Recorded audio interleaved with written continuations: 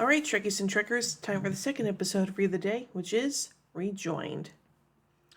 Jesse Dax is in Quark showing off magic tricks to Quark and Julian Bashir when Captain Benjamin Sisko calls her away.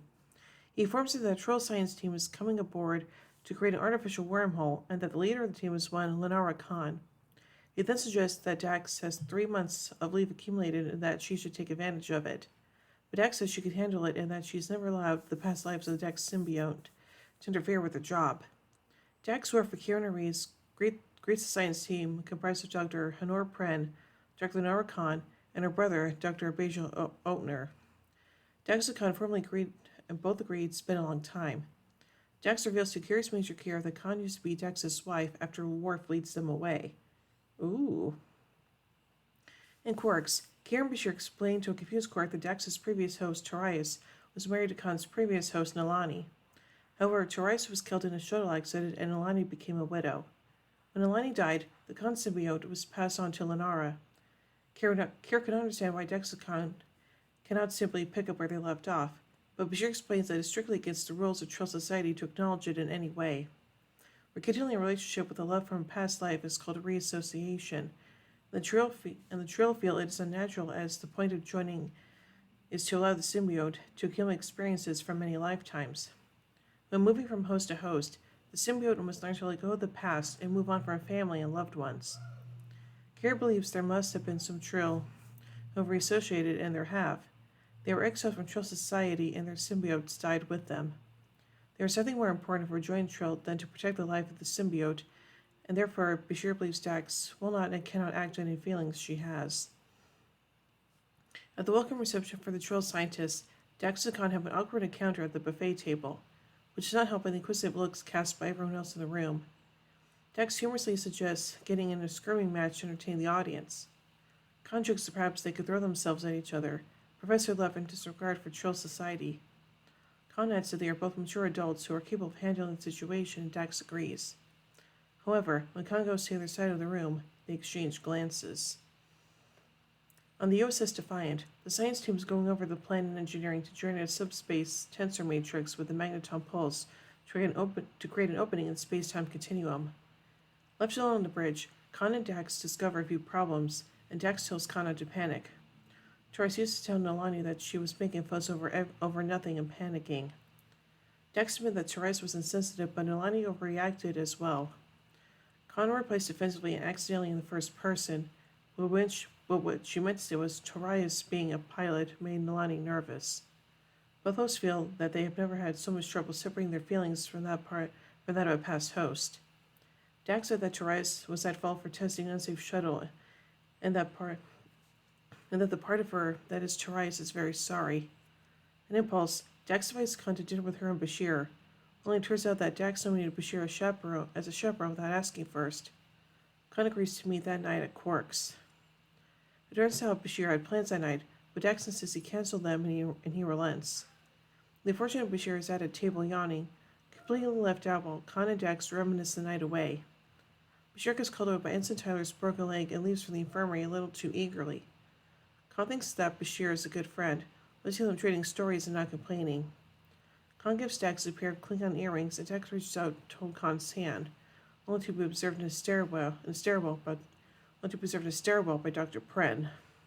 Uh-oh. On the Defiant, preliminary testing has begun. Pren presents Dr. Honor about the former couple's dinner date the previous night and observes that they are very friendly towards each other. Honor prefers to focus on the experiment. Dax embraces Khan as the first test succeeds. The wormhole was open for 23.4 seconds. While Honor and Khan are having dinner in Revomat, Honor asks questions about Dax, who visited Khan's quarters the previous night. Khan becomes defensive, and Honor states that people are starting to notice how Khan and Dax are acting affection towards each other. Khan starts off angrily, and Honor apologizes. He agrees to trust her if she says that nothing's going on, and Lenore insists there is not. Khan visits Dax's quarters, considerably upset at the encounter with her brother. Dax suggests they should not see each other and they should not be having this conversation, but Khan says that will not change their feelings. Khan admits she has not gone over Dax, and Dax tells Khan that she has missed her so much. They share a passionate kiss, and Khan leaves quickly afterward.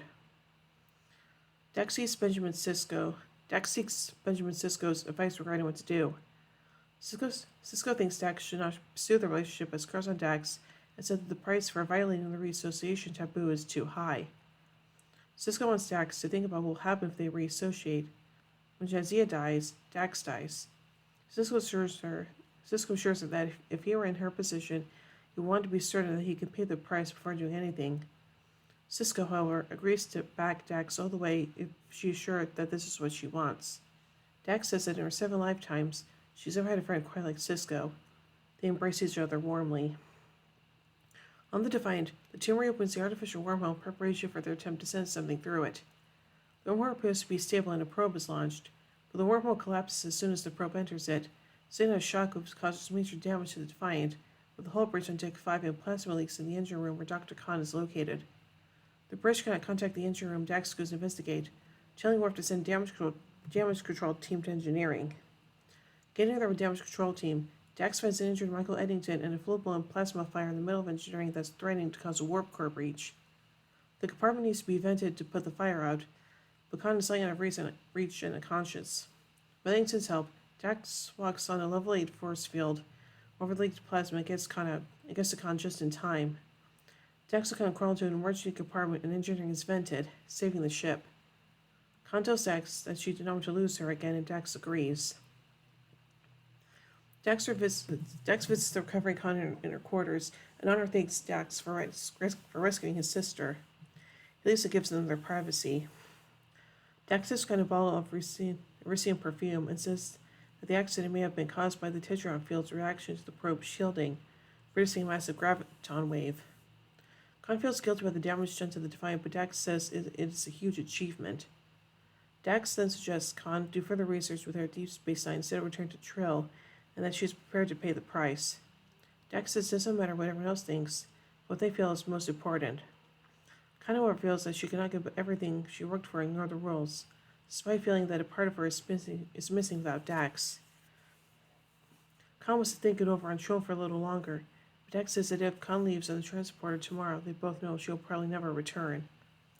Worf escorts Brendan and Honor to the airlock on the promenade while Dax observes from above, still hoping Khan will stay. However, Khan arrives soon after. She casts one long leering look at Dax, and the grief-stricken hosts part, possibly forever. Oh, that's so sad. Oh. So anyway, let's take a look at some trivia surrounding this episode. This episode features Star Trek's first same-sex kiss. It wasn't until the Star Trek Discovery episode Into the Forest I Go that the first male-to-male kiss in Star Trek was shown, just over 22 years after this episode aired. The theme of a Trill-continuing relationship after changing hosts, explored here, is also featured in the Next Generation episode The Host, the Trill's introductory episode.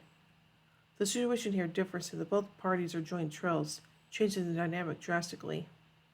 Contrary to Jadzia's proclamation, she had actually twice previously let her past lives get in the way of her work, once in Dax and again in Blood Oath, although this was the first time confronting the taboo against romance. The Bajoran dress uniform appears for the first time in this episode.